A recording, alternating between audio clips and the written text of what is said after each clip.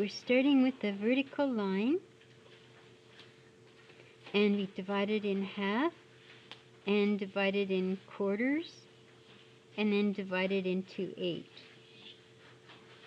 Okay, and this is going to represent feet, so we start with 0, 1, 2, 3, 4, 5, 6, 7, 8. So we've got an 8-foot ceiling here. We'll do a little wall drawing, and we want our horizon or our eye level to be at 5 feet.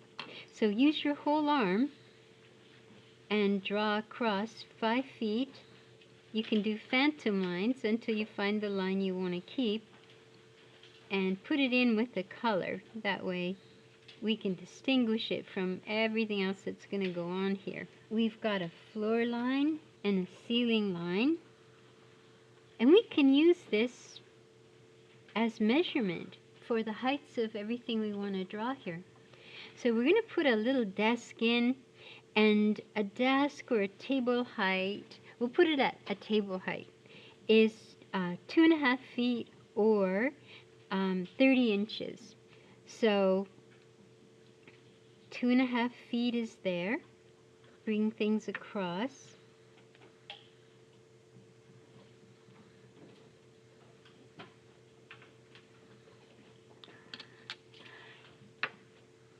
And we'll put it about this wide. So it's a little bit on the wide side. Don't worry if yours isn't exactly the same as mine. It won't matter. So we've got it here. Now the great thing about 1-point perspective is that we can map everything on this elevation. So our desk is against the wall. We can map everything out. So we want to have a center panel that's a drawer that's not too deep. And on the side, so I have a scrap of paper ready so we can measure some things. Now we want to measure and have a couple of drawers right here.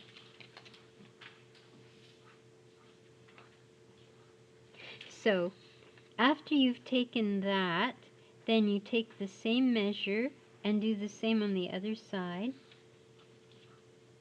And to drop it down, you can just join them up lightly.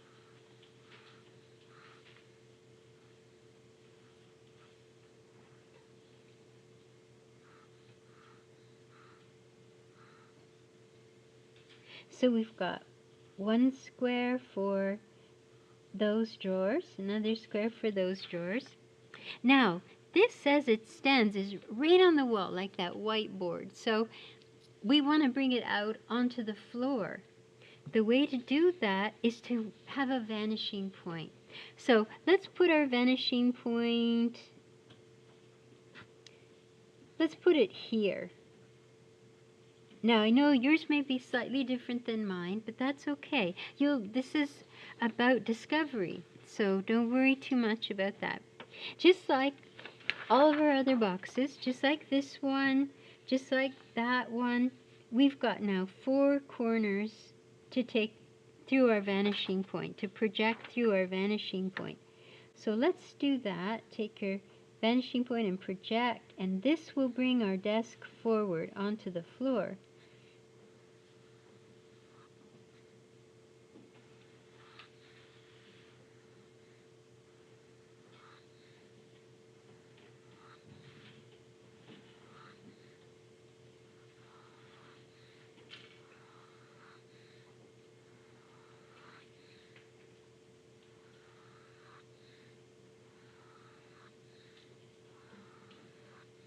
Now don't worry if your lines are a little off or anything like that. This is sketching. These are, some of you are doing this for the very first time. The idea is not to make something beautiful, it's to discover something. So don't worry about any of that. Now we don't want to go too deep, so we choose the depth here. We started on the wall. You can start a 1-point box a whole, thousands of different ways. We've chosen this because we wanted to start at the back. We wanted to get our measurements the same. We wanted to use the height from the wall. So that was our reasoning. Now, to choose the depth, let's try that.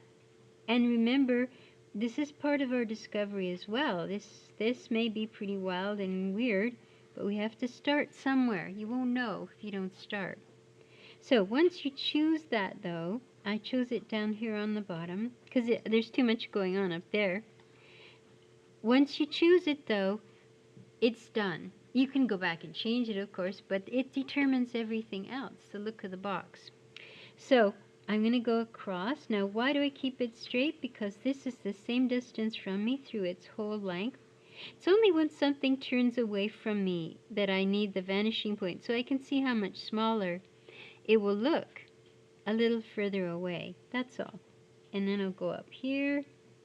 And remember to bring your verticals up high enough. Bring them too high.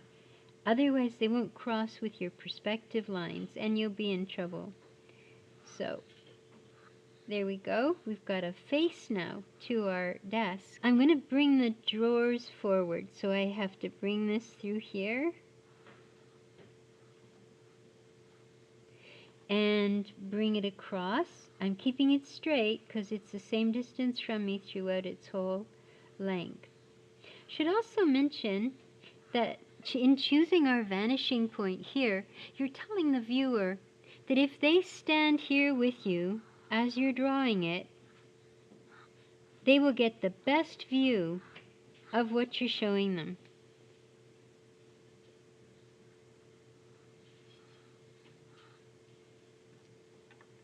We can bring forward the width of our shelves, our drawers.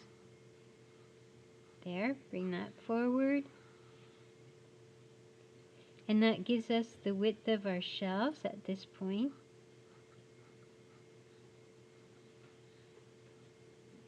And we'll bring this forward. That'll give us the width of our shelf on the other side. You would expect that these would be the same. So if they're not, and if you're not sure, it's easy to fix. You can just measure. So if this is how wide this one is on the other side, because we're in 1 point, I can go over and just make them that way. So that's the correct one right there. Because something happened when I transferred this down. I made a mistake. But 1 point, because it's facing you squarely, you can just change that. Make it what you want. And there's our little drawer here. Now drawers, everyone forgets this, but drawers don't usually extend all the way out. They have a little bit of this little space around them. So when you're drawing your drawers, and you can cross corners, you space them out a little bit, and we'll put just a simple little thing there for a little goo-gaw so we can open them. And then you do the same thing. You can transfer across. If you're working lightly, you can transfer across.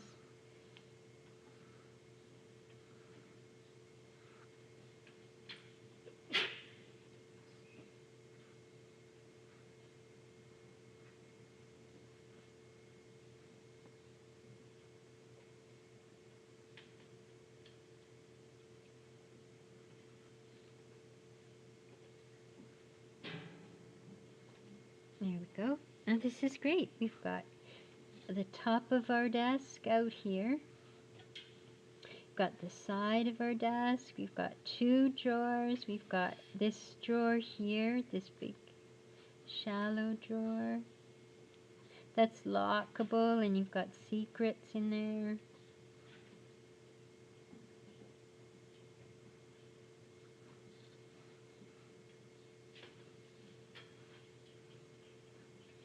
Now, the feet, to put our, oh, we need this line. This line because the drawer hangs lower than that. So we're going to see that. We'll see that. Now, for our legs, we can put them in 4 corners. A box in perspective, in 1 point perspective like this. And that box, what that box is, it represents this box where the feet are. or the leg. If you make an X from corner to corner, it'd be good if you drew this somewhere, as you'll be using it thousands of millions upon thousands of times, and you choose where you want the legs to come in, or if you want to make the little squares in the corner. Say I want to make a square leg that big. It has to touch the X though. It has to touch my orange line. Now all I have to do is come across, and where it touches the orange line over here, then I get this square, and I use my vanishing point, bring it back where it touches my orange line here. I get another box, bring it over, and where it touches my orange line here, and I can use my vanishing point, then that gives me the last box. So just by making a choice and following through on the X, I'll get all four corners of my box. And then it's just a matter of seeing which ones will actually matter. So this one, if I bring a vertical up here, that matters. I'm going to see that. This one matters. I'm going to see that. But I'm not going to see that one at the back. I'm going to see this one. And I'm going to see this one. And I'm going to see this one. But I'm not going to see that one. So there's no need to draw that one. I'm going to see this one. And I'm going to see this one. And that one's hidden, so I don't see either of those. So you see, you can see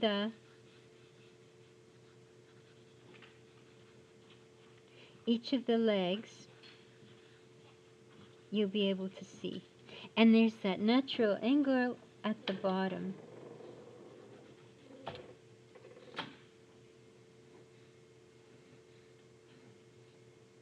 And it's all based on that little X there. And this one, you'll see this corner, and this corner, and this corner.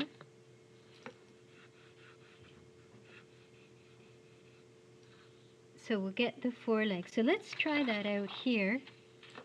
Make your X from corner to corner.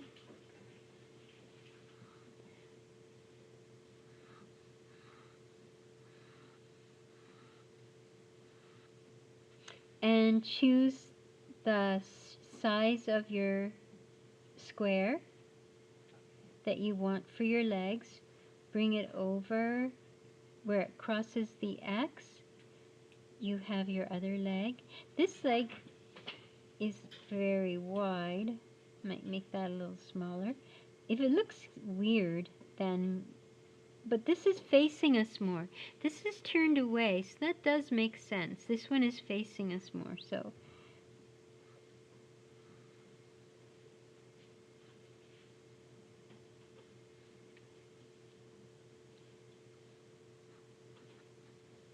And remember that you're going to see the front and the side of this leg, the front and the side, and the front and the side, and the front and the side. So, because our vanishing point is over there, so we're anticipating. Making little drawings like that on the side is really helpful when you're trying to figure something out.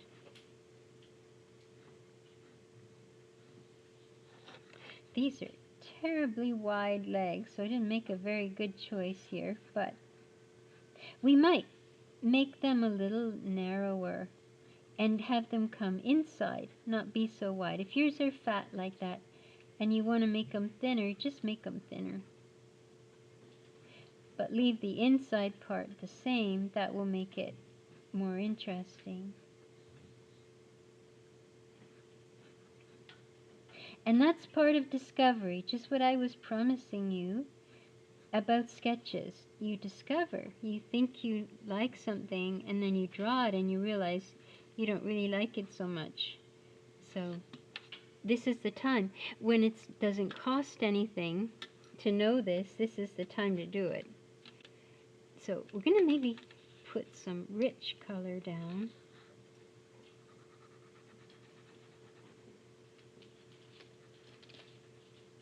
So I'm using a little bit of orange and a little bit of the purple, because this is rather a red-orange. And then I'll use the brown, so there's a little bit of shadow there and a little bit. And then at the corner I can see more of the red. And this side I'll make a little darker.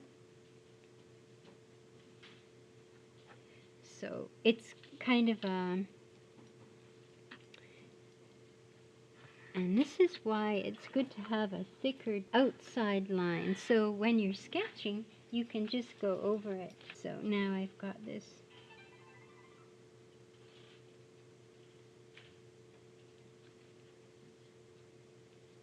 And remember, when you're doing your outlining, you should just be outlining the outside lines. I outlined the inside line because I was making a mess here, but really should only outline the outside line. And remember, when we use the pencil crayons, it's as if we're using the markers. We're getting ready to use the markers. So we're playing around with the idea. Now on the desk, we can put a lamp. You know those beautiful lamps that come up and then they curl over, and they're like a cone. They have a beautiful... Now this is below eye level, so we can't see inside it. But they're lovely. They have that beautiful... Maybe there's a little laptop sitting on the desk, so we can put a little...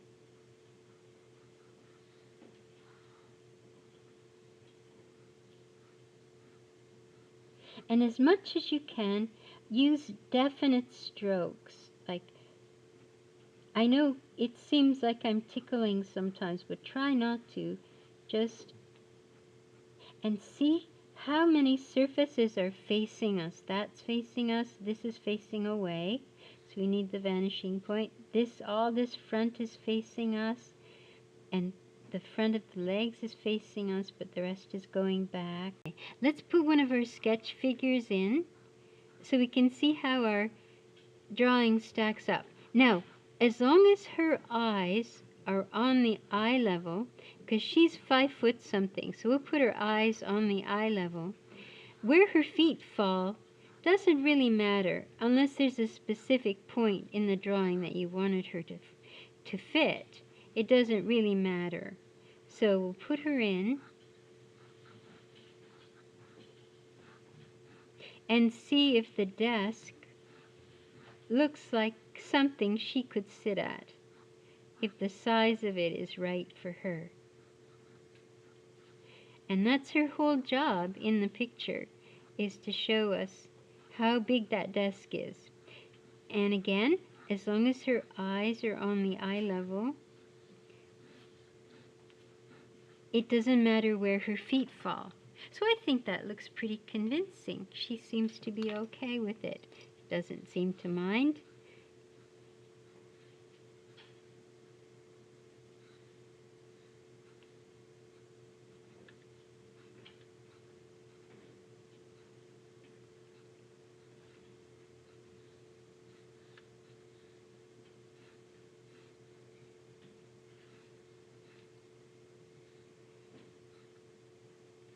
She looks rather earnest. She can't wait to get down and sit at her desk and get back to work.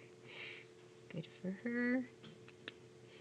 Okay, so I think she fits okay with our desk.